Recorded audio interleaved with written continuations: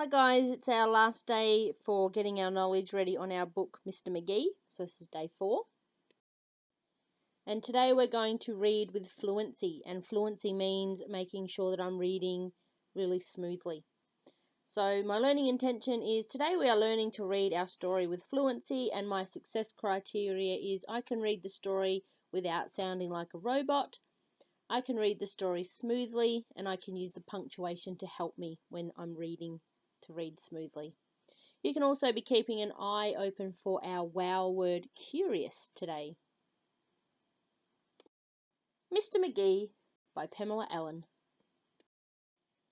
Mr. McGee lived under a tree. One morning he woke up and said, "It's time that I got out of bed." He put on his shirt and his trousers too, then pulled on his socks that were bright, bright blue. He pulled on his shoes, then fed the cat. He didn't forget his coat or his hat. "I'm ready for anything now," sang he. "I'm brave and I'm clever, I'm Mr. McGee."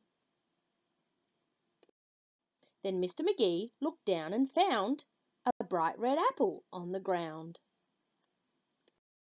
He peeled it carefully, very thin, then gobbled up the wiggly skin. Now Mr. McGee began to grow. Outwards and upwards he seemed to go. Slowly and surely up went he through the branches of the tree.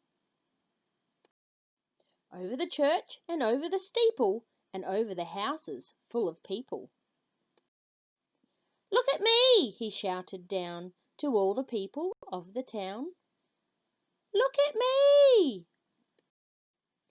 Mr. McGee was flying high until a curious bird flew by.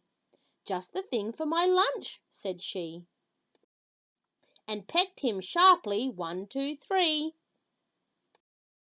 Down like a rock fell Mr. McGee through the branches of the tree until he landed on his head right in the middle of his bed. How did you go? Did you have a go at reading along with me and making sure you were being fluent? Remember, when you're being fluent, you're not needing to use any reading strategies because we've already practiced them 2 and 3 times now, and we should be able to read it really carefully and make sure we're not sounding like a robot. I wonder if anybody noticed this book is a rhyming book. Have another go at reading it and seeing if you can hear the rhymes in the story. All right, so this is the last day for our word of the week, curious. Remember, curious means someone who is eager to know or learn something, or someone that is strange or unusual. Our sentence we had to go at was, the person was curious to know why her friend's hair was blue, and some synonyms were interested, inquisitive, nosy, or prying.